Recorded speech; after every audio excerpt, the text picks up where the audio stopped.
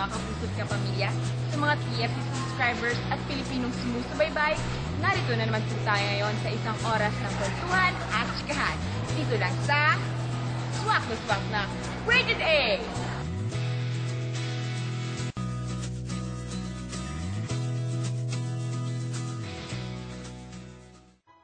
Minsan, hindi natin napagtatanto kung gaano tayo kaswerte sa buhay. May mga bagay na hindi natin nabibigyang pansin at kapag wala na ito, doon lang natin malalaman ang kalagahan ng bawat bagay.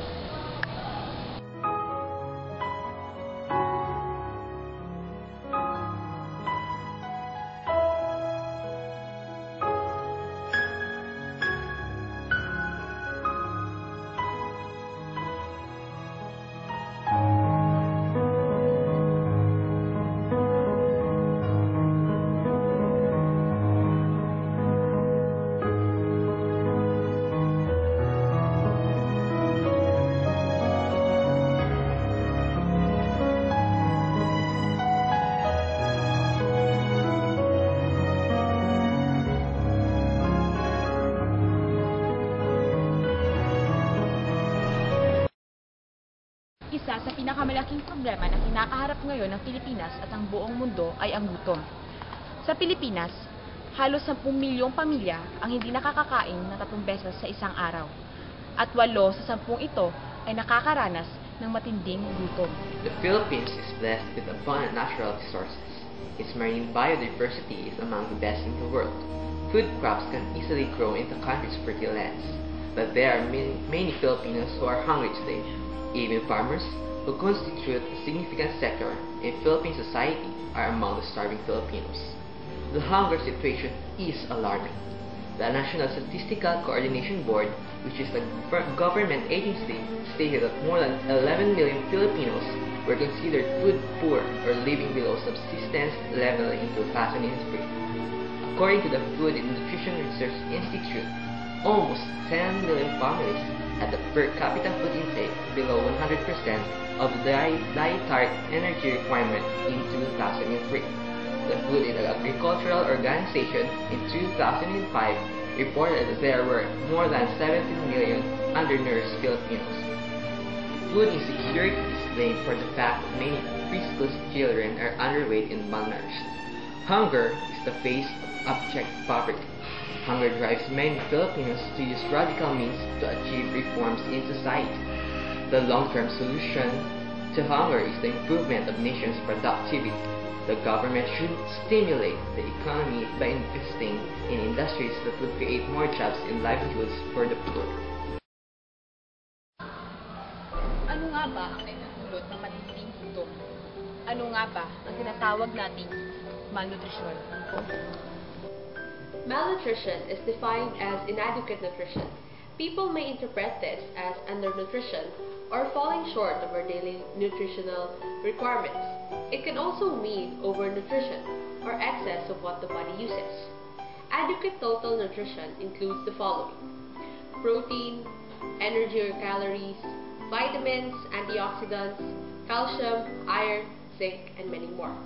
Most important are proteins and caloric or energy requirement needed to utilize protein.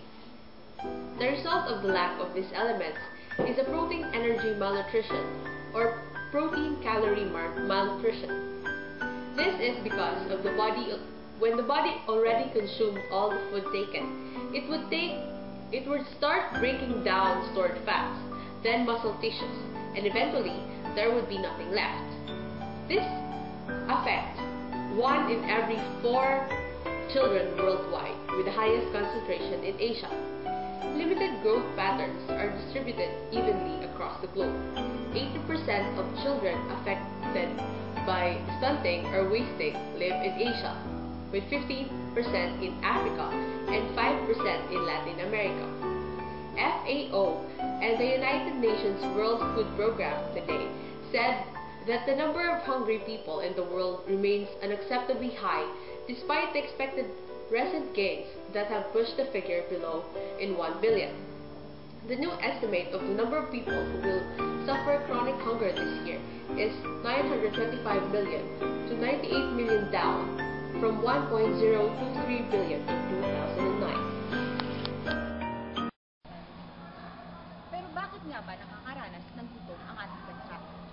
paano nga ba natin maaabot ang tinatawag nating food security?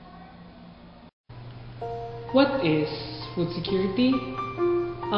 Food security exists when all people at all times have physical and economic access to enough safe and nutritious food to meet their daily dietary needs and food preferences for an active and healthy lifestyle. The food to be secure, it means that the food is available, the food is affordable, and the food is being utilized. Anyway, what happens when people do not have food security? For more than 800 million people who do not get enough regular and healthy food, ill health and shorter lifespan are the real risks. You ask that, why is there food security? Or why is there food insecurity? That's because of poverty, health, water and environment, and also the gender inequality, disasters, population, and trade. So today, what is being done to mitigate or to lessen food insecurity? These methods are being used today. This includes improving food production, which means increasing the amount of food available for the people, and also for economic growth and trade liberalization. And lastly is distribution, and also recognizing the role of women and food aid. That's all about food security. The Food and Agriculture Organization estimates that fish provides 20% of the protein intake in a normal person's diet. This share, however, can exceed 50% in the poorest countries. Equally important is the fish's contribution to calorie supply, where there is a lack of alternative locally produced protein and or where a preference for fish has been developed and maintained, fish can provide up to 180 calories per capita per day. In low-income countries, staples such as rice, wheat, maize, and cassava make up the bulk of the food consumed by the people, and they supply the majority of the energy and nutrients. However, some essential nutrients are not found in these staples, or are found only in small quantities.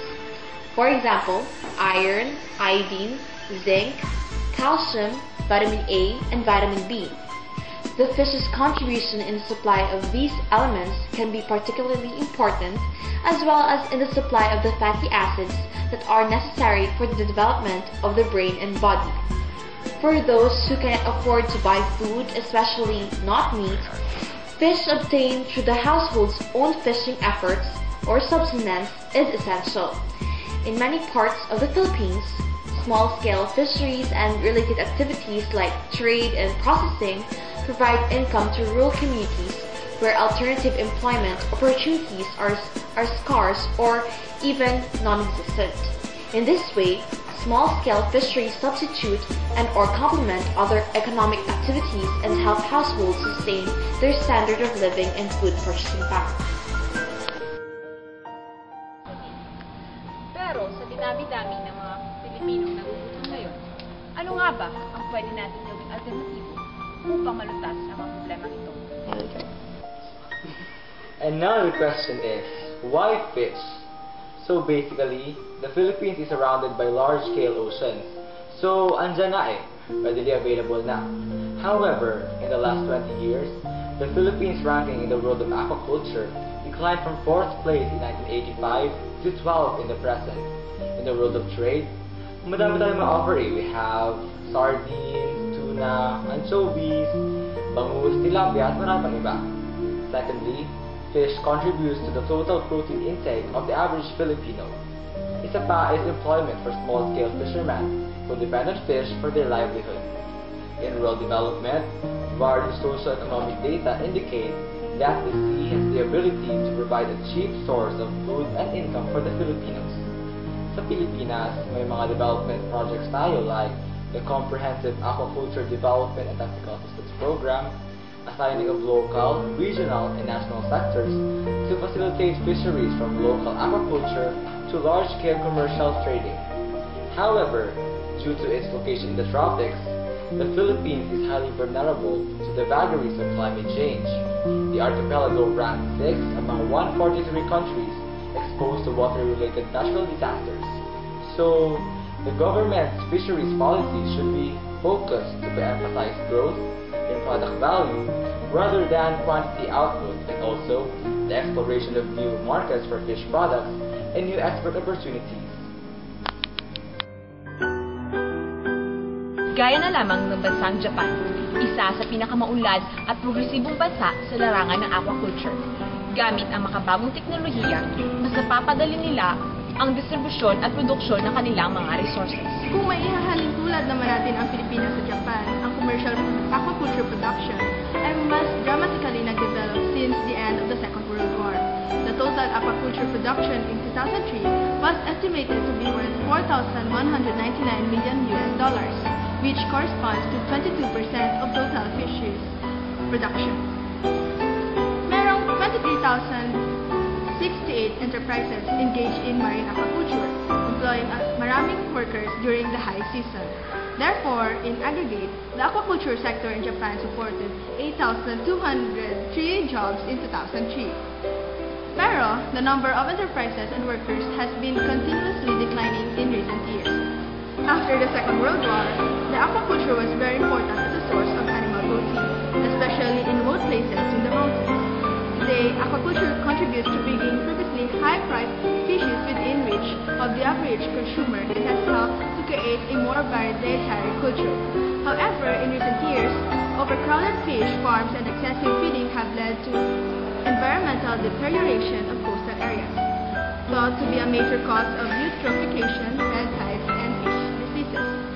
To better manage these issues, additional technological development and institutional efforts are underway. Lahat tayo ay may responsibilidad na pangalagaan ang mga biyayang bigay ng may kapal. Ika nga ni Spider-Man, with great power comes great responsibility.